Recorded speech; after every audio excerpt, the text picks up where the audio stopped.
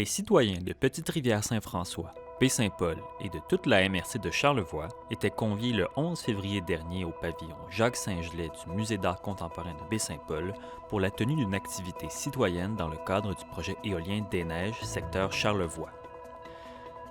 Des élus des municipalités concernées étaient également sur place pour participer aux échanges, excepté pour ceux de Baie-Saint-Paul, dont aucun représentant n'était sur place. Questionné à ce sujet, la ville de Baie-Saint-Paul assure suivre le projet de près, soulignant que la ville fera déjà partie intégrante du comité de liaison par l'entremise de son siège officiel, ce qui lui permettra de participer activement aux échanges à venir. L'activité citoyenne organisée par Boralex et Hydro-Québec aura attiré de nombreux citoyens à la recherche d'un peu plus d'informations sur le projet éolien implanté dans la région. Pour approuver le projet pour les éoliennes, je trouve que c'est l'avenir, puis que c'est un bon projet, puis je trouve que les personnes là, qui sont pour le projet, ils n'ont pas assez de vision. On attend plus parler là, les opposants qui sont contre le projet que ceux-là qui sont pour le projet. Je viens par curiosité, mais aussi peut-être pour, si je peux m'impliquer, on verra, là, selon ce qu'ils vont expliquer, ce qu'ils vont dire. Là. Je connais pas tellement le projet, mais justement, je viens en apprendre plus, là, fait qu'on verra pour la suite, mais c'est quand même important. C'est pour se tenir informé là, sur le développement du parc de Charlevoix. Je pense qu'il faut qu'effectivement que, comme résident, on s'implique dans les grands projets comme ça. Alors, est-ce qu'on pourra changer des choses? Non, mais on pourra les ajuster peut-être tous ensemble. C'est ça mon objectif en tout cas. Alors que le projet éolien s'apprête à amorcer des coupes forestières en milieu dit non sensible, la soirée citoyenne fut l'occasion de présenter où en est le projet, mais surtout de former le volet citoyen du comité de liaison. Ce dernier comprend 2 citoyens de Petite-Rivière-Saint-François, 2 citoyens de Baie-Saint-Paul et plus largement un de la MRC de Charlevoix. Le comité de liaison qu'on a choisi de mettre en place, c'est vraiment, il y a la partie citoyenne, effectivement. C'est pour ça qu'on incite les gens présentement ce soir à venir, en fait, être les porte-voix des citoyens.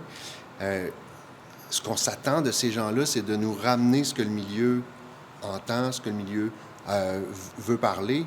Donc, le modèle est vraiment pour mettre en place un comité où est-ce qu'on va avoir tous les intervenants autour de la table, puis qu'on puisse avoir un dialogue clair entre chacun des intervenants. Donc, c'est vraiment important de rappeler ce soir, le milieu a l'opportunité, en fait, de se désigner des porte-voix. Donc, ce sera la courroie de transmission avec les citoyens, ce sera vraiment à travers ces représentants-là. Pour M. Villeneuve de Boralex, le comité de liaison est une manière de garder une oreille attentive aux problèmes de la communauté d'accueil. Vraiment, l'enjeu, c'est d'attraper les problématiques ou les enjeux le plus rapidement possible pour pouvoir les adresser. Donc, si vous me demandez comment ça peut avoir un impact, c'est vraiment dans la rapidité de communication. Puis, au-delà des comités qu'on tient 4 fois par année, on a une relation aussi avec ces représentants-là. Donc, moi, ils vont m'appeler s'ils entendent quelque chose. Ça établit des liens directs. Donc, c'est vraiment... Ce que je dirais, le gain le plus notable, c'est la rapidité de communication entre le milieu et le projet, pour s'assurer qu'on fait tout en notre possible pour avoir un déploiement harmonieux du projet. Au fil de la soirée, 3 groupes ont été formés afin de nommer les représentants aux 4 postes citoyens disponibles au sein du comité. Au terme de plusieurs dizaines de minutes de discussion, un consensus fut trouvé parmi les différentes tablées et les représentants furent présentés à l'Assemblée. Pour Petite-Rivière-Saint-François, c'est la conseillère Catherine Coulombe et le citoyen Jean-Léon Bouchard qui furent nommés. Pour Baie-Saint-Paul, il s'agit de Cynthia Jobin et Éric Fortin. Puis, c'est M. Étienne Govard qui représentera les citoyens de la MRC, étant le seul à s'être présenté à la table. À quoi ont ressemblé les discussions autour de la table pour nommer des représentants? Ça a été beaucoup de voir quelles étaient nos implications, nos connaissances, qu'est-ce qu'on pouvait amener au projet aussi. Voir s'il n'y avait pas un petit peu de,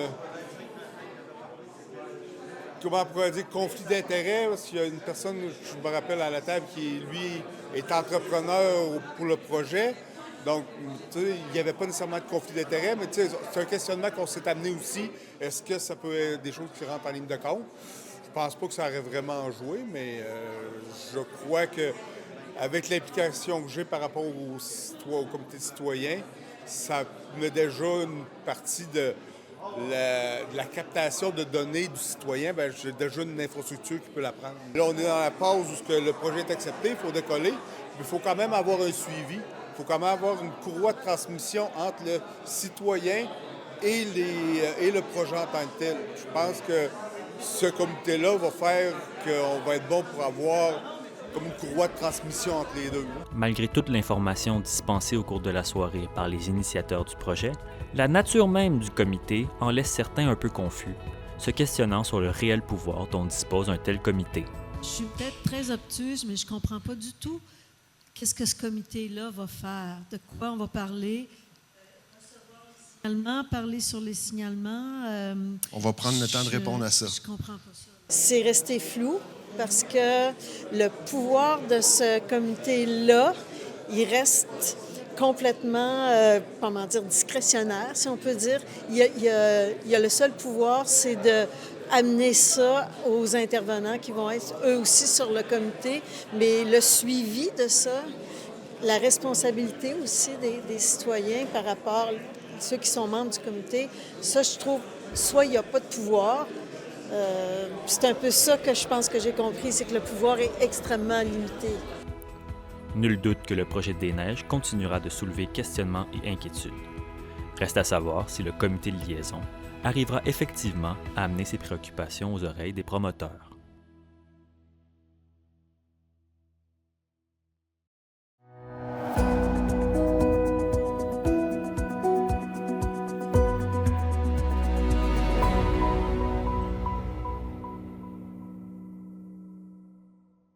C'est le 20 février dernier, à l'île aux Coudres, que la région de biosphère de Charlevoix a présenté son nouveau plan d'action pour la protection de la biodiversité et des milieux naturels.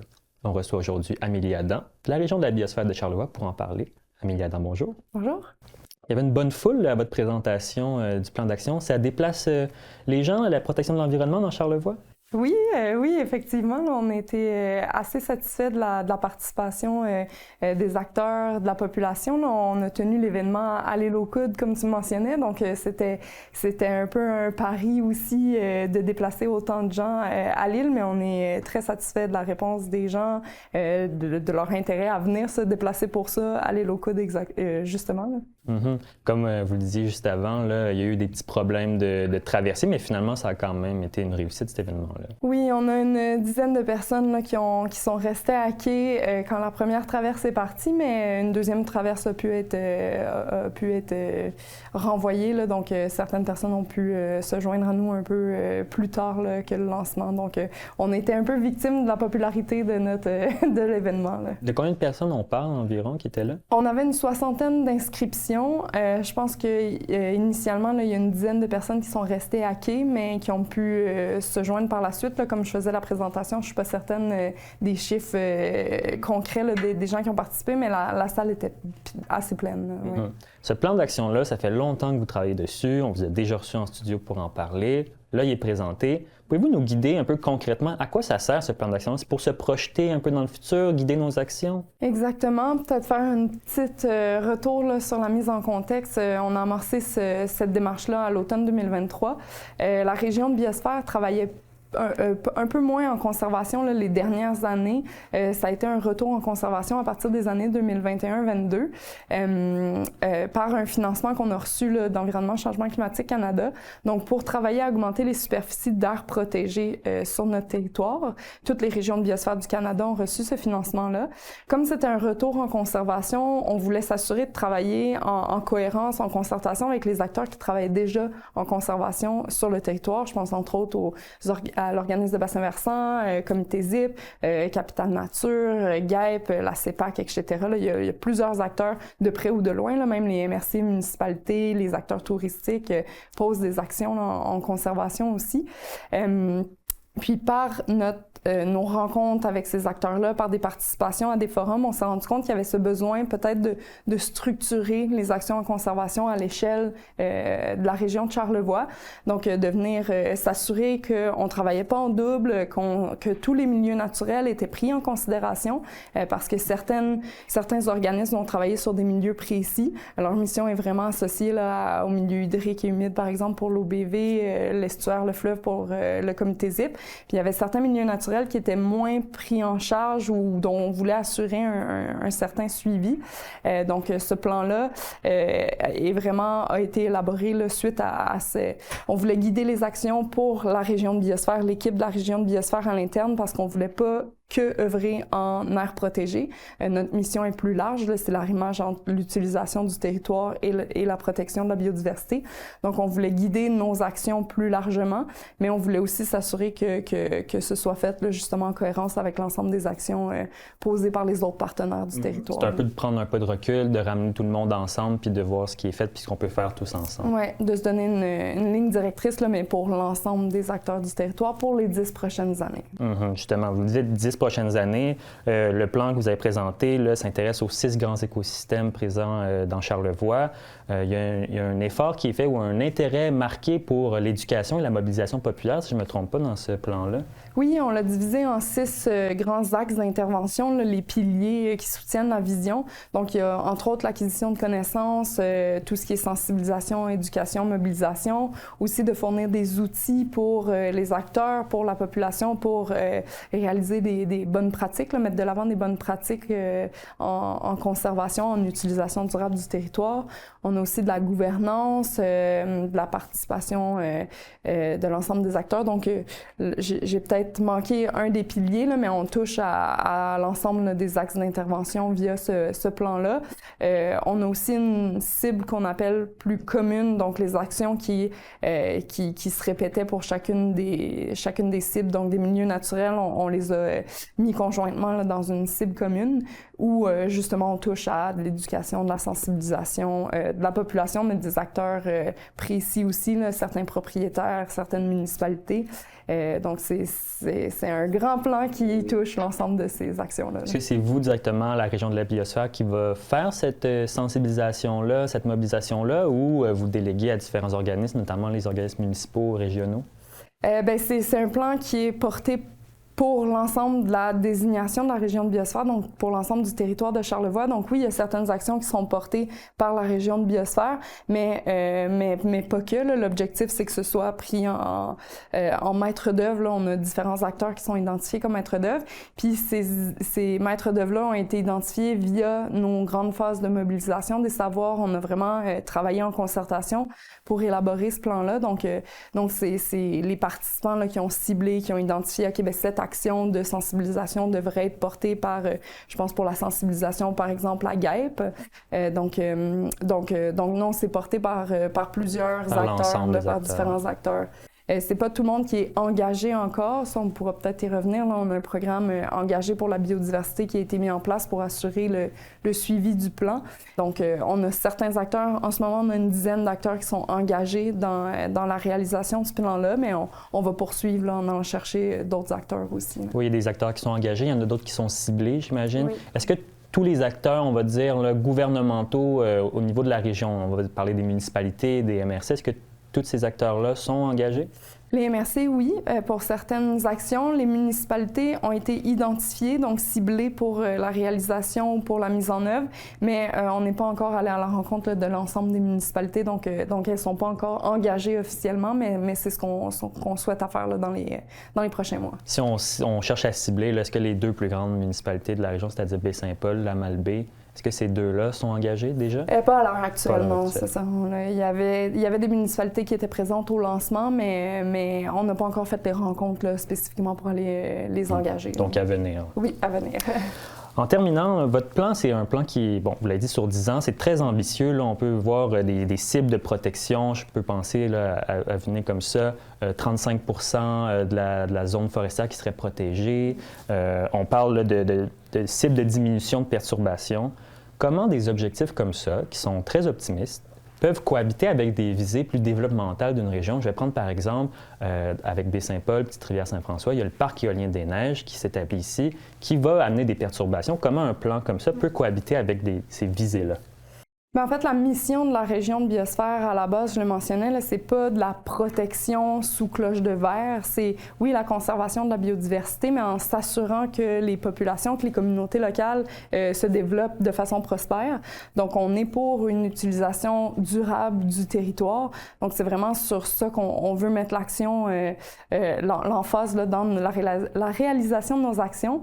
Par contre, c'est certain qu'un plan de conservation est beaucoup plus axé sur la conservation de la biodiversité, donc on y va vraiment dans des actions, mais ça peut être autant de la protection un peu plus sous forme classique, là, cloche de verre, que de la restauration de nos milieux naturels, de l'utilisation durable. Donc, je parlais d'améliorer nos pratiques. On s'est aussi basé sur les objectifs nationaux, fédéraux, internationaux de conservation de la nature. Donc, il y a un objectif de 30% de conservation du territoire. Nous, on est allé un peu plus loin en tant que région de biosphère. On veut atteindre un 35% pour certains milieux naturels. Pour d'autres, on cible un 100%. Je pense à nos écosystèmes subalpins là, qui sont propres à la région, qui sont assez rares. Donc, on cherche à aller plus loin, protéger l'ensemble de ces écosystèmes-là. Mais après ça, on reste très conscient il restera du développement là, et de l'utilisation des ressources naturelles sur le territoire. Ces acteurs-là sont parfois ciblés pour la réalisation de certaines actions. Donc, ce qu'on cherche à faire, c'est d'essayer d'aller dans des meilleures pratiques. Oui, de sensibiliser, d'amener. Donc, de ce que je comprends un peu, c'est que vous êtes un peu dépendant de la bonne volonté des acteurs qui sont derrière ce développement-là, ces visées développementales-là, de participer et d'entrer dans votre vision de plan d'action. Bien, ça va nous permettre de pousser certaines actions parce qu'ils ont été identifiés par l'ensemble des acteurs. Tu sais, ça a vraiment été développé en concertation. Mais suite à ça, on a aussi on mentionnait là, un axe d'intervention où c'est d'outiller la population, les acteurs à prendre des meilleures décisions en aménagement du territoire. Donc, on a des actions, par exemple, de diffusion de données. On vient de lancer une cartographie interactive qui est disponible sur notre site Internet où on retrouve l'ensemble des données écologiques, scientifiques qu'on a réussi à rassembler, à produire aussi beaucoup d'analyses, là, donc de croiser ces données-là. Puis ça va permettre, ce qu'on veut avec ces données-là, c'est de les rendre disponibles pour que la population, que des aménagistes, par exemple, puissent s'y fier pour cibler les emplacements où ce serait peut-être mieux de faire certains types de développement que d'autres, où on va chercher à aller vraiment plus en protection. Donc ça aussi, c'est une façon là, d'assurer cette utilisation durable là, du territoire. Bien, Madame Adam, merci beaucoup d'être passée à l'émission aujourd'hui. J'imagine que pour tous ceux et celles qui sont curieux, que ça intéresse de voir ce plan d'action-là, ils peuvent visiter votre site web qui va s'afficher à l'écran juste ici.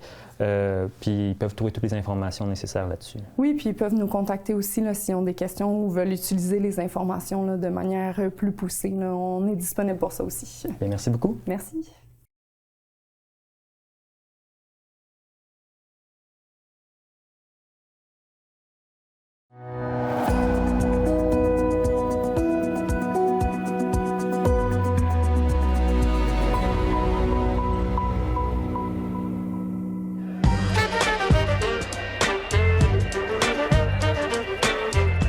Hydromel Charlevoix a inauguré le 19 février dernier le résultat des travaux qui avaient lieu dans leur édifice de la rue Saint-Jean-Baptiste à Baie-Saint-Paul, leur propre économusée de l'hydromel, le 7e économusée de la région. Il faut reconnaître là, que le processus de devenir l'économusée, c'est quelque chose de long. La route est parfois difficile, mais on a deux entrepreneurs, Anthony et Alexandre, qui ont vraiment cheminé, qui ont été accompagnés par l'équipe de l'ASRIP.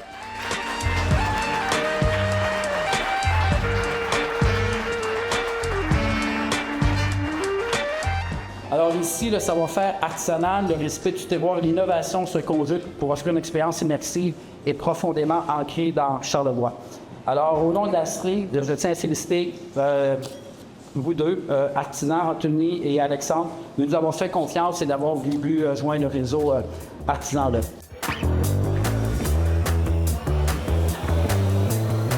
Ce nouvel aménagement de la boutique souhaite présenter les produits du miel tout au long de leur production, à l'aide de panneaux informatifs et d'une vidéo retraçant le travail de l'artisan, de la ruche à la bouteille.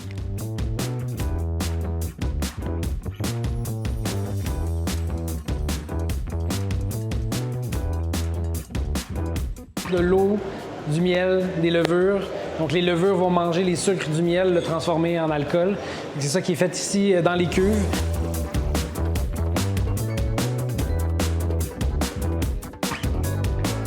Ce nouveau projet d'économusée a d'ailleurs pu bénéficier d'un soutien financier de 528 100 $ de la part du gouvernement du Québec. Un partenariat que la députée de Charlevoix-Côte-de-Beaupré, Mme Karianne Bourassa, a associé à la beauté du projet. L'économiser, le parcours, bref, c'est incroyable ce que vous avez fait en peu de temps. Puis vous vous êtes adapté, en fait, à la nouvelle clientèle. Les gens viennent maintenant dans Charlevoix puis demandent une expérience. On veut pas juste aller quelque part puis consommer un produit, on veut vivre une expérience et c'est clairement ça que vous allez offrir. Un projet à valeur entrepreneuriale et touristique qui attire les louanges aux deux initiateurs, Anthony Dufour et Alexandre Côté. Kidromet Charlevoix se distinguait déjà par la grande qualité et sa notoriété de ses produits. Je pense que vous êtes rapidement taillé une place de choix parmi les producteurs d'alcool fin les plus reconnus au Québec. Puis ça, en peu de temps, je pense que Mme la députée l'a dit. C'est un produit aussi qui est raffiné, profondément local, en plus d'être un arrêt incontournable, 4 saisons, il faut le dire, je pense, de la Route des Saveurs, qui va d'ailleurs fêter son 30e anniversaire cette année. Donc, bravo Anthony et Alexandre, on sent vraiment votre grand amour, votre grande fierté pour Charlevoix. Je suis sûr que même vos abeilles sont de fiers Charlevoisiens.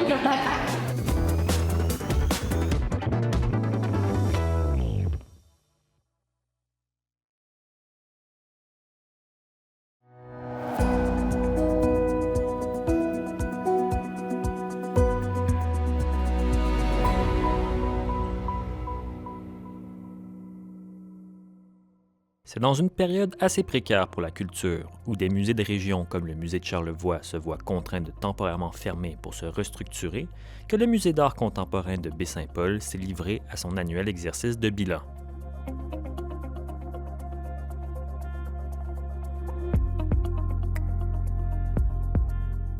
Si le MAC Baie-Saint-Paul arrive toujours à se renouveler sans trop craindre pour sa survie financière, on soulève tout de même une certaine inquiétude pour la place qui est faite à la culture. Gabriel Bouchard et Mathieu Simard nous en parlent. Gabriel, Mathieu, bonjour. Bonjour. On se voit aujourd'hui parce que vous avez tenu votre Assemblée générale annuelle là, cette semaine. Vous avez déposé votre bilan annuel, votre bilan financier aussi. Comment on décrirait l'année précédente, l'année qui vient de passer pour le musée? C'était quand même une bonne année, beaucoup d'activités? Bien, c'était vraiment une année assez foisonnante, je pense qu'on peut dire, autant du côté des expositions qui ont été proposées, mais aussi de toutes les activités qui ont été offertes au public. Puis, bien, ce qui est le fun, c'est que oui, on avait beaucoup d'offres, mais on a vraiment eu une belle réponse aussi, parce que des fois, on peut offrir plein de choses, puis au final, il y a 3-4 personnes, puis ça ne vient pas répondre à un besoin nécessairement des visiteurs puis des clients. Mais je pense que c'est ça qui a été le fun cette année, c'est de voir que ça a vraiment attiré les gens, que ça les a intéressés, puis que là, c'est devenu comme des nouveaux amis du musée. Là. Fait que c'est vraiment ça qu'on a créé dans la dernière année. Mm-hmm. Est-ce que c'est un objectif pour vous, cette année, d'aller rejoindre plus les gens? Bien, c'est sûr que c'est un objectif de toutes les années, je pense. Là. Le but, c'est qu'un musée, ce soit pas vide. Le but, c'est qu'un musée, les gens se l'approprient, qu'ils viennent, qu'ils se sentent à l'aise de venir. Fait que le plus que les gens viennent, c'est sûr que le plus que nous, on gagne notre pari de se dire qu'un musée a sa place dans une communauté comme ici. Là. Si je prends la balle au pont, ça a toujours été un défi pour le musée d'intéresser les gens d'ici, mais comment on le fait? On a essayé plein de trucs, puis je pense que l'administration actuelle, avec le dynamisme, on sent que oui, on est en train d'avoir un taux de pénétration super élevé dans la population, puis les gens veulent venir voir qu'est-ce qui se passe dans les murs du musée. Ils veulent voir qu'il y a de l'activité autour, donc ça intéresse les gens. Je pense qu'à quelque part, on est en train de remplir notre mission là, d'intéresser les gens de la place. Après ça, on ne peut pas s'asseoir sur nos lauriers non plus, parce qu'il faut le refaire à chaque année. Il faut avoir des nouvelles idées, être exact, imaginatif, créatif, innovant à cet égard, mais je pense qu'on a une équipe pour trouver des belles solutions. Comment on fait pour développer une institution muséale dans un contexte culturel, on pourrait dire, plus que précaire? Là? Puis on va prendre l'exemple du musée de Charlevoix. On a vu qu'il y a des difficultés financières, qui a fermé pendant un certain temps, qui réessaye de rouler, on va dire, mais que c'est pas facile. De votre côté, là, dans votre bilan financier, on a vu, le Conseil des arts du Canada, vous n'avez pas eu cette subvention-là. Heureusement, vous avez pu reposer sur une augmentation de celle du Conseil des arts et des lettres du Québec. Mais est-ce qu'on est à une subvention près au MAC Baie-Saint-Paul de ne pas pouvoir faire tout ce qu'on veut? Si je peux m'exprimer, ça fait plusieurs années qu'on a quand même un conseil d'administration qui est très responsable à cet égard. On a certains petits bas de laine à gauche et à droite. Je ne dis pas qu'il faudrait qu'à chaque année, on ait des coupes de subventions majeures, mais je peux dire qu'à court, moyen terme, on a des infrastructures, puis on a surtout un contexte financier qui nous permettrait de passer au travers certaines situations. Mais je pense qu'il faut trouver un équilibre entre, oui, les gouvernements, oui, une question un peu plus générale ou macro au niveau de c'est quoi notre lien avec la culture au Québec. Là. Je pense qu'on est dû pour une remise en question assez sérieuse à cet égard. Puis, il y a aussi une responsabilité un peu partagée en ce qui a trait à du dynamisme au niveau des gens, des institutions. Je pense qu'il faut être un peu débrouillard pour voir de quelle façon on peut avoir des leviers financiers qui permettent d'avoir un équilibre dans tout ça. Je pense qu'on n'est pas à une subvention près de fermer, c'est pas ça la question, mais je pense que c'est plus les musées de région en général, c'est-à-dire est-ce qu'ils ont la place qu'on veut leur donner dans nos communautés, parce qu'il y en a des musées de région qui ont ce contexte-là, puis c'est ça, c'est plus une question large de c'est tellement improbable qu'est-ce qu'on reçoit pas, parce qu'on est au projet beaucoup plus qu'au soutien global. Fait que oui, c'est sûr, le CAC, cette année, on a fait une proposition, on l'a eu. Le CAC, le Conseil des arts du Canada, on l'avait eu l'année dernière, cette année, on ne l'a pas eu. Fait que tu sais, c'est des trucs ponctuels comme ça. On est beaucoup dépendant de ces petites choses-là. Puis, il faut quand même voir que les gens aiment ça venir au travers d'une gratuité. T'sais, on parlait des 5 à 7 créatifs qu'on fait maintenant, puis les gens, on les a mis gratuits. Puis j'ai fait le tour de tout le monde. Si c'était 10 $, est-ce que vous viendriez quand même? La réponse unanime était non. Fait que c'est quand même de trouver un juste équilibre pour que les gens viennent avec une gratuité, mais que nous, à un certain moment, il ne faut pas qu'on paye pour que les gens viennent au musée. Fait que c'est toutes ces questions-là. Je pense que le musée est dans une bonne situation actuellement, mais tout devient quand même un peu précaire, dépendamment de ce que les gouvernements peuvent décider de faire. T'sais. Mais on a les reins assez solides pour traverser certaines tempêtes, mais pas toutes, mettons. Puis je pense qu'on peut dire qu'on est un peu un virage, parce que pendant longtemps, les musées, avec les financements, étaient un acquis au Québec. Puis on se disait, je vais y aller quand ça va donner. Puis, mais maintenant, je pense qu'il y a un message assez fort qui dit, on y tient-tu vraiment à nos musées? Puis je pense que c'est à nous d'être assez dynamiques pour intéresser les gens, de dire, on y tient à nos musées, puis d'envoyer un message clair aux bailleurs de fonds, quelque part. Mm-hmm. Je pense que ce que beaucoup de gens veulent savoir aussi, c'est est-ce qu'on doit s'inquiéter actuellement pour la situation du MAC Baie-Saint-Paul? Bien, moi, je parlerais beaucoup plus large. Est-ce qu'on souhaitait s'inquiéter pour notre culture en général? Exact. Parce que le MAC fait partie d'un ensemble très général de notre culture, qui est notre ADN, qui à quelque part, est super important pour les intérêts supérieurs de la région puis du Québec. Puis ça, il faut le voir d'un côté avec un pas de recul, puis il faut avoir des discussions à cet égard, puis se positionner à savoir, notre culture, on la situe dans notre liste de priorités, puis après ça, prendre des décisions qui viennent avec. Parce que quand nous, on est fragilisés, c'est les autres qui le sont aussi. T'sais, c'est le musée de Rimouski a fermé l'année dernière pendant une couple de mois, le musée du Bas-Saint-Laurent. T'sais, on est tous un peu dans cette même situation-là où est-ce qu'on veut énormément, mais après ça, il faut que ce soit collectivement qu'on dise que oui, ces lieux-là ont raison d'être. C'est pas juste dans les grandes villes qu'on va avoir accès à l'art, mais c'est dans les communautés aussi, dans les régions. Mais tu sais, c'est précaire, le système est précaire, en fait. C'est plus ça. Le système est précaire, puis à quelque part, ça va un peu des deux côtés. Puis les institutions ont quand même une grande responsabilité d'être dynamiques puis d'avoir un offre qui justifie leur raison d'être.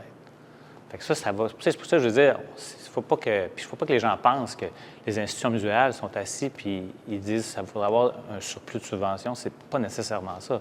C'est qu'ils ont une offre, puis c'est un peu la poule avant l'œuf, dans le sens que si on a des moyens, on va pouvoir avoir une offre supplémentaire. Comment est-ce qu'on justifie notre dynamisme puis notre façon d'avoir besoin d'un peu plus de financement? Donc, il y a un positionnement à avoir qui peut être fort. Puis je pense qu'à cet égard, le Musée d'art contemporain de Baie-Saint-Paul est un peu un avant-gardiste ou un précurseur dans le Québec présent. Mm-hmm. Bien, dans cette lignée-là, qu'est-ce qu'on peut attendre du Musée de Baie-Saint-Paul pour l'année à venir? faut se garder des surprises, mais je vais laisser Québec. Bien, on veut continuer de développer, en fait, puis ce qu'on se rend compte, c'est que les partenariats sont le fun avec les gens de la communauté, avec les gens de la région, avec les autres producteurs. Puis bien, c'est sûr qu'il y a un de nos gros projets, mais ça va être de recevoir l'Université Concordia ici quand même au mois de mai. Fait que ça, c'est vraiment de nous allier avec une grosse institution aussi quand même, puis de nous placer, oui, du côté muséal, mais du côté d'éducation aussi. Fait que pour nous, c'est sûr que c'est un super beau développement. Puis ça continue de montrer à nos bailleurs de fonds qu'on ne peut pas faire assez avec juste le côté art. On n'a pas le choix d'ouvrir d'ouvrir les offres qu'on fait, puis d'ouvrir nos activités, puis nos propositions. Fait que nous, on a la chance d'avoir le pavillon en arrière qui nous permet de faire ça, parce que sinon, c'est pas n'importe quel musée qui peut recevoir 25 étudiants. On peut pas faire ça dans une salle d'expo. On peut pas, tu sais, ça prend les infrastructures. Nous, on a la chance d'avoir des infrastructures. Fait que c'est de voir pour pouvoir les optimiser puis les utiliser encore plus. Fait que c'est sûr qu'il va y avoir plein de belles possibilités encore, mais dans la mesure de nos moyens, en fait, puis avec l'énergie qu'on a, le temps qu'on a dans une semaine, parce qu'on demeure une petite équipe. Fait que oui, on essaie d'avoir une offre qui change, mais aussi de rester dans ce qui est possible de faire avec l'énergie puis le temps de l'équipe. Bien, Gabriel, Mathieu, merci beaucoup. Au revoir, merci. Merci.